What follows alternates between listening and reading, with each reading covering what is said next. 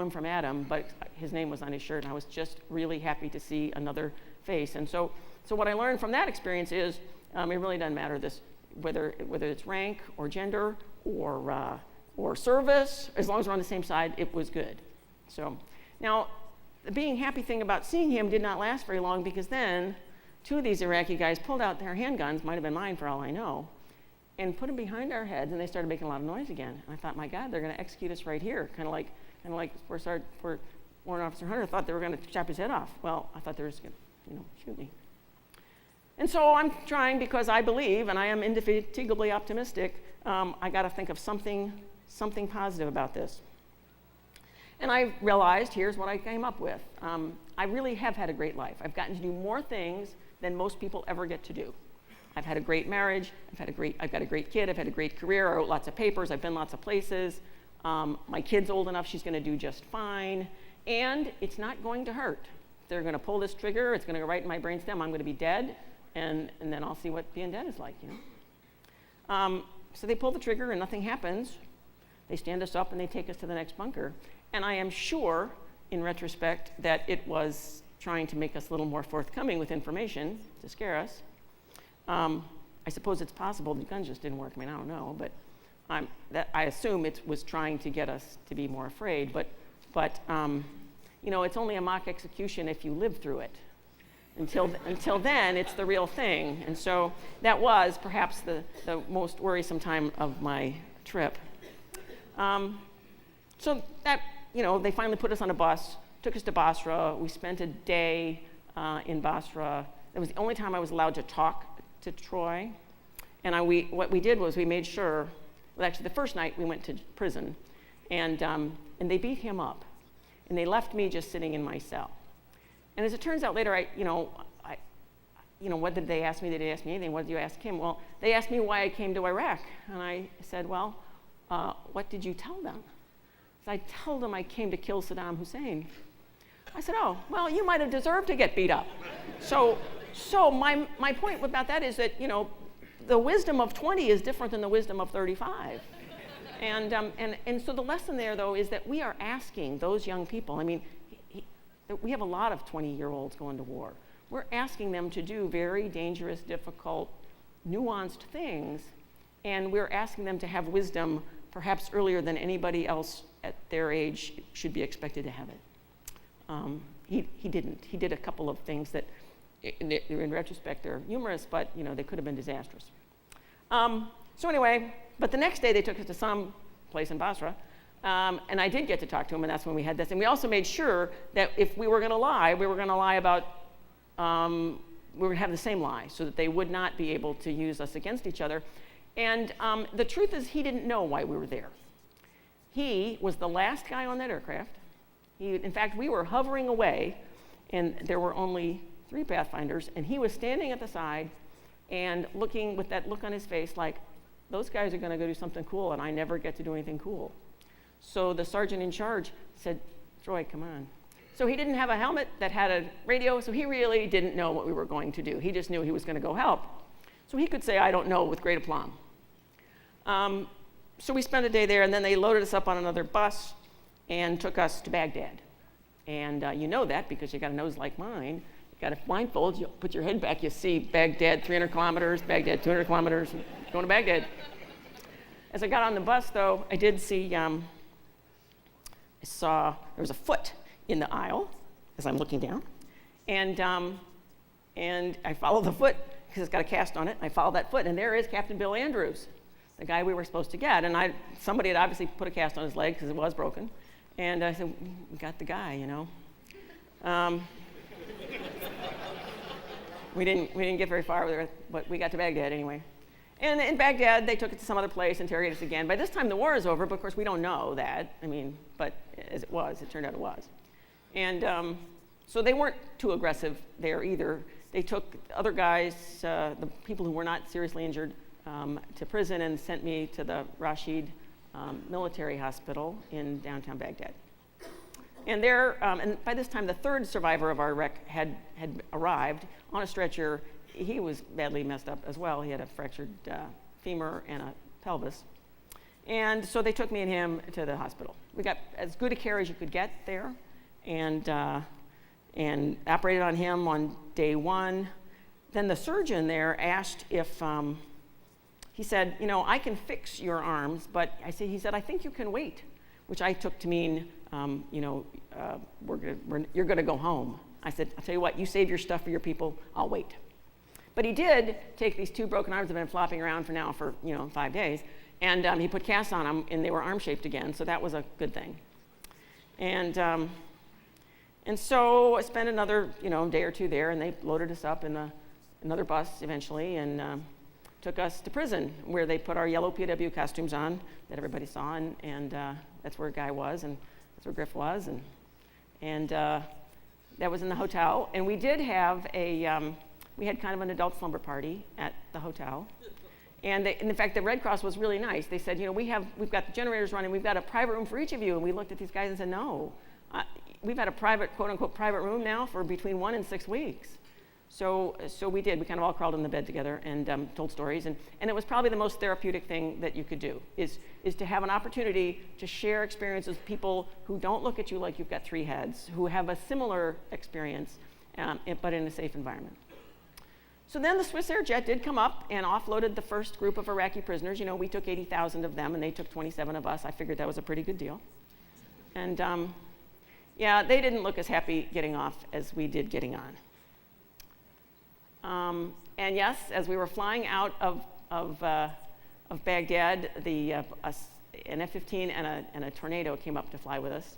And I remember I was never so happy to see Saudi Arabian airspace, because up until then I thought, well, there could be some Iraqi guy with an anti-aircraft thing that doesn't know the war's over. So we got back to, so there we are, flying home.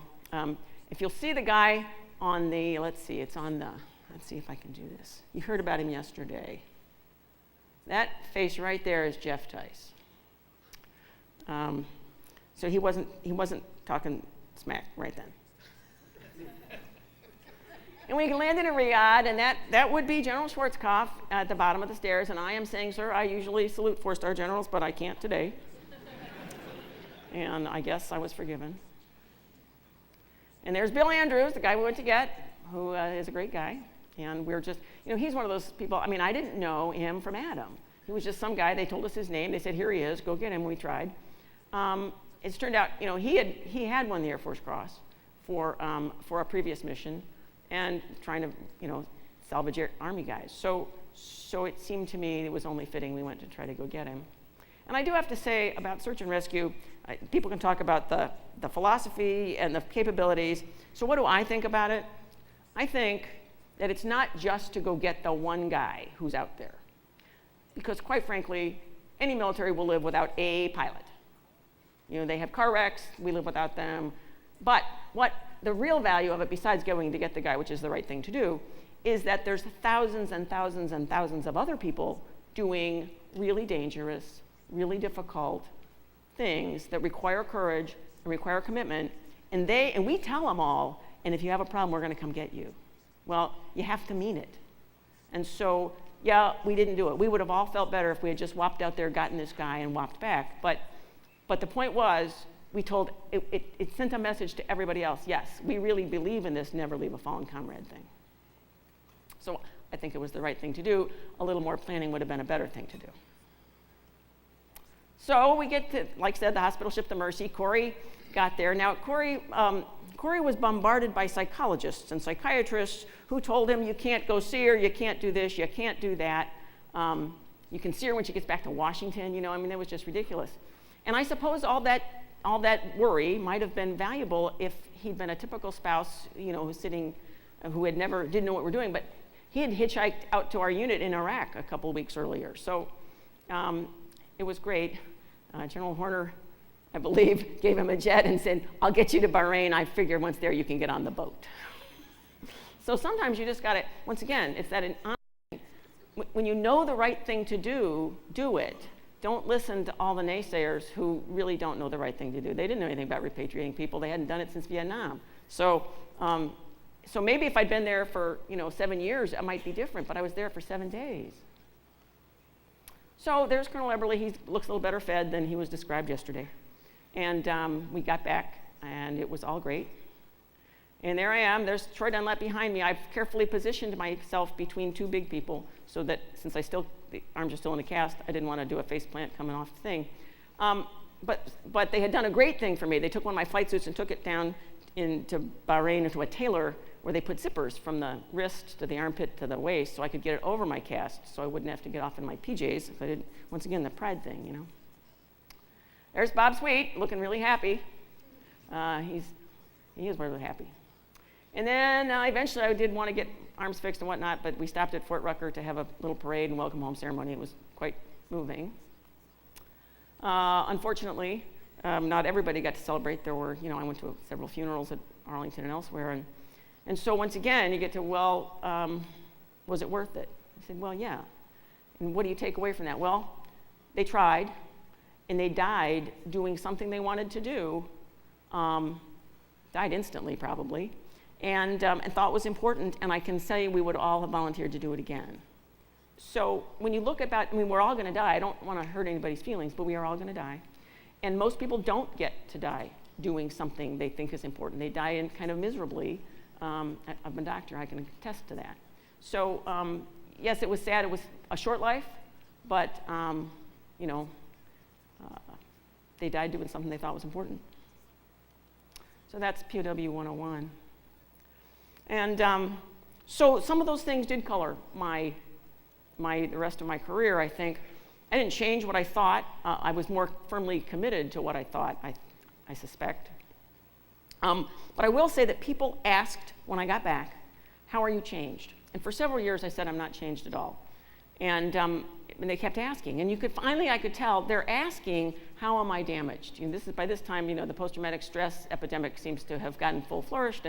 And they're asking, what's wrong with me? Have I had a bad dream? No, none of that, actually. So if you really want to know, so I did do a little more reflection. How am I different? I'm actually better. I was a better doctor because I had never previously been ill or injured, and I didn't really know what people thought. I was a much more empathetic about family members who have to either stay home when their loved ones are at war or stay home and hear about their loved ones missing or captured or whatever, because it is really way worse for them. They don't know. You're either dead or you're not, and you know it. But they don't know, and not knowing and not being able to do something about it, that's horrible. So I was much more sympathetic with that. I think I was a better leader, mostly from, I had never been particularly worried about if somebody, threatened me with something, a bad OER, saying, well, I'm just going to get out and make twice as much money, that's okay, but here's what I think we ought to do. And so if the worst thing that's ever happened to you is getting yelled at, that sounds pretty scary. If that's not the worst thing that's ever happened to you, then everything else kind of falls into the not so important category. And so I think I'll stop there. We have 5 minutes for questions if anybody has any.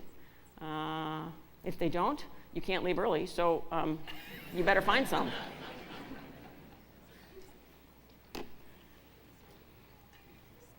Yes, ma'am. Good morning, General. I'm Major Tobin. Thank you for being here today and sharing your story with us. You've done extensive work on resiliency for the Army. Mm-hmm. Many of us, after graduation, are going to command billets, some of us to deployed command billets. And one of our most important responsibilities is to set the culture of the unit. What steps can we take to ensure a culture of resiliency at the unit level? Well, first of all, you have to have some. And what is resilience? Resilience is really two things. One, it's the ability to bounce back when something bad happens. And two, it's really the ability, because you know you're resilient and you know you'll be successful, it's to take advantage of opportunities without fear. So it's the difference between the kid who gets on the horse and falls off and says, oh, horses are dangerous, I'm a terrible rider, I'm never gonna get back on, or the kid who falls off and says, I need to practice more, and gets back on. That's really the difference. And you have to stand up, you can sit down if you want to.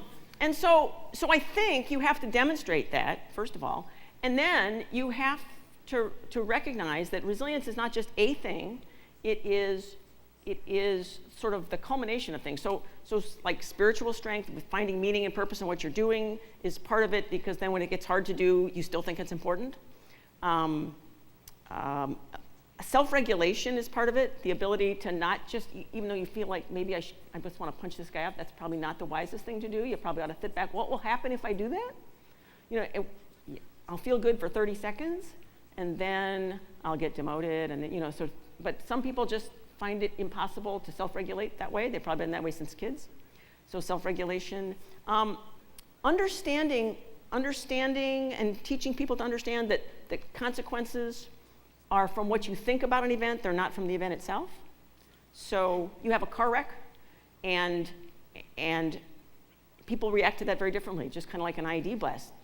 Both guys can be sitting in that MRAP, and they will have very different outcomes. It's because of what you think. If what you think is you have your car wreck, it's a dangerous vehicle, I'm a bad driver, it's a dangerous road, then you will avoid the road, get a different vehicle, and not have confidence in your driving. If you have a car wreck and what you think is like what I thought when I had my wreck with, I rolled a car with a trailer behind it. Luckily, I thought, as we came to the end of my roll, I looked back and I saw the trailer was still up, and my first thought was gratitude. I'm so happy the horses are okay. I'm so happy I was wearing my seatbelt, or else my head would have been out the window and squashed. And I'm so happy I didn't bring my dog, because he'd have been out the window and squashed. And so yes, I did think about a few things. I should have loaded the horses differently. I should have not been driving so fast. But those were all easy things. They weren't forever things that I'm not safe, I'm not smart, I'm not something. So teaching people that problems have small bites that you can do something about. You have some ability to influence them, no matter how small it is important. You still have 1 minute, folks. One more question. No? Okay, then I guess we'll take a break early by 30 seconds. Thank you, ma'am, Sure, for thank you. sharing your experiences and leadership with us. You're welcome. ACS. Hooah. We appreciate it. Thank you.